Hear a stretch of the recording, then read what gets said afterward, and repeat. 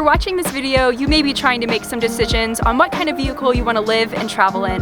Well, I've lived in a small budget van as well as a hand-built Sprinter van, and both of them were awesome during the time that I had them. So I just want to share some of the main differences between them, kind of give you a heads up on what to expect if you go with one over the other, and hopefully just help you make that decision a little bit easier.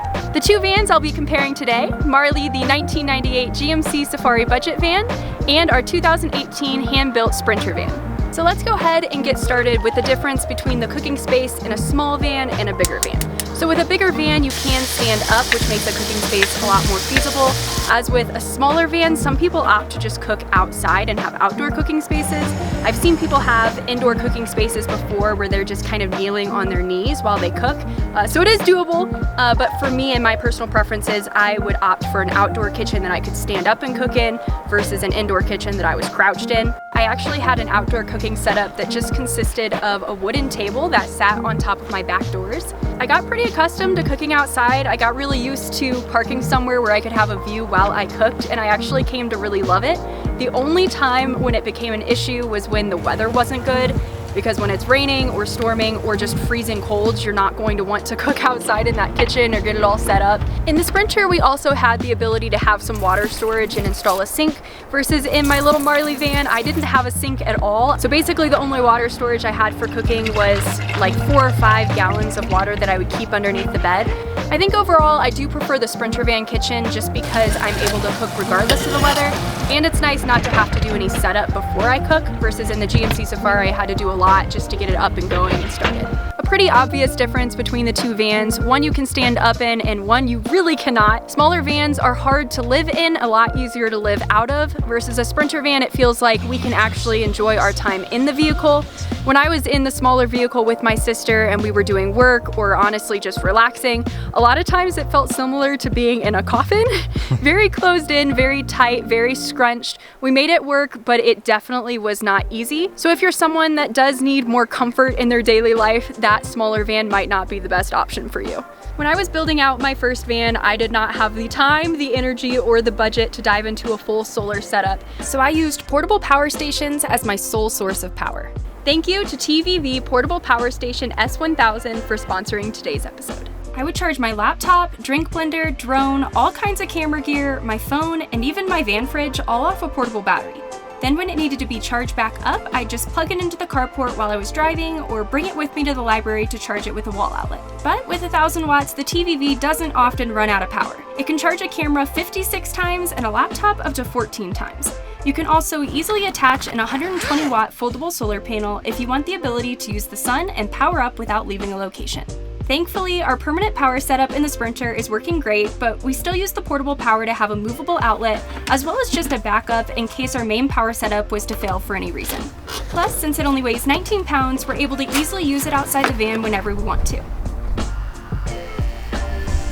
But the best part about this specific battery is it has an app that can control the battery from a distance, so I don't even have to get up to turn it off.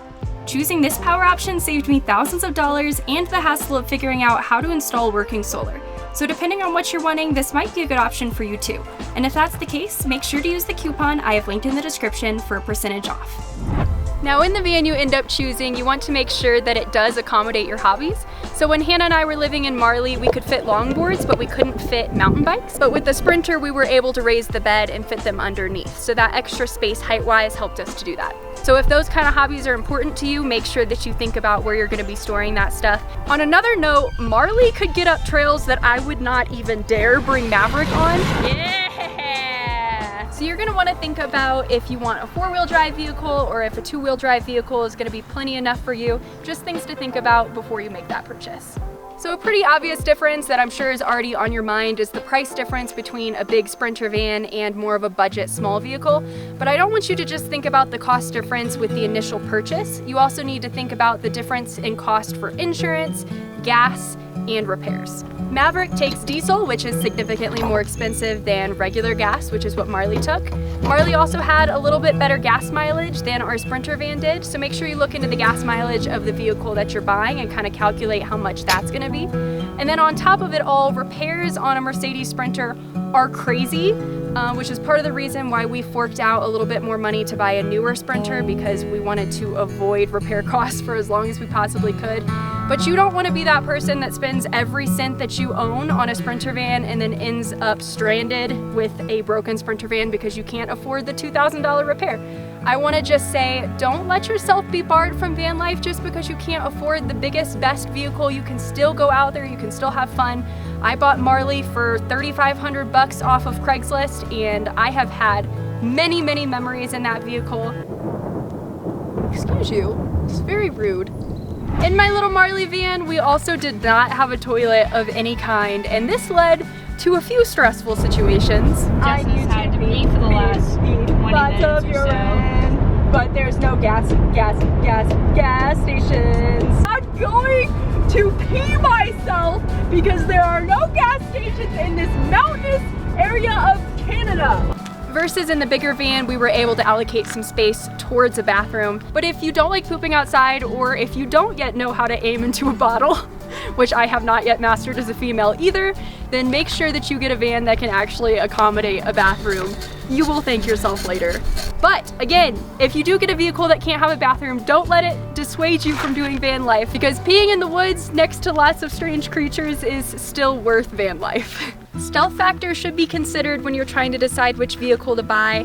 I was able to park a lot of places in Marley simply because people had no idea I was living in there. That's because Marley didn't have an air ventilation fan on the top. It didn't have solar on the top, which is kind of a dead giveaway that you're living in your van. So if you want to get away with being able to park anywhere that a regular vehicle could park overnight, you might want to look into those stealthier, smaller options. I will say it is doable not to spend money on camping even with a Sprinter van. We haven't spent a dime since living out of Maverick, and that's just because we did a lot of work to scope out free campsites, as well as went through the stress of finding those campsites. But I will say things were a whole lot simpler in that area when I was in the stealthier van. In Maverick, I felt so much safer security-wise simply because there were no windows in the back that anyone could break into, and our living quarters was actually separated from that front cabin area by a partition. So when I'm in the back sleeping, I sleep very soundly knowing that no one can just break a window and steal all of my stuff. Versus in Marley, I would get pretty sketched sometimes.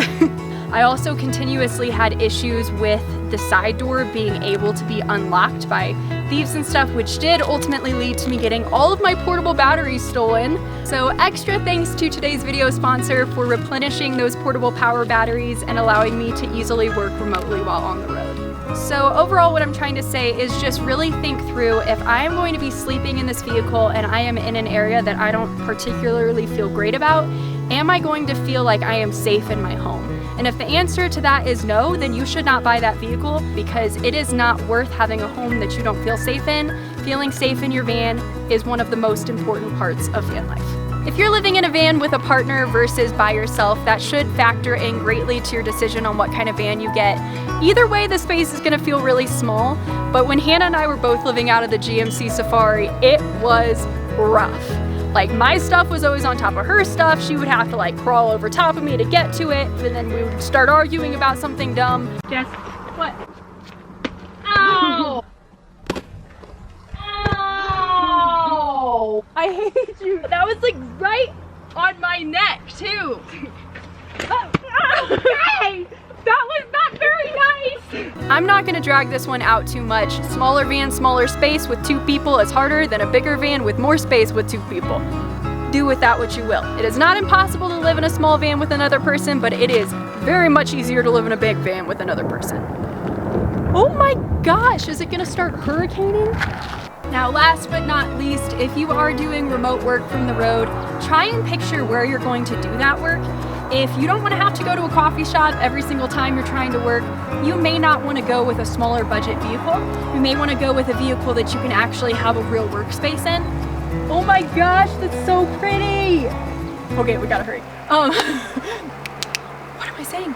Oh gosh, that's so much pressure. Since it's raining, I'm gonna go fast. If you're working remotely, you gotta think about like your desk setup and everything. It might just not be possible. A smaller van, oh my gosh, it's pouring. So if you're gonna be working out of your van, you gotta think about that. Make sure if you want a portable battery, go down to the link in my description because there's a good % off. Oh my gosh, it's hailing now.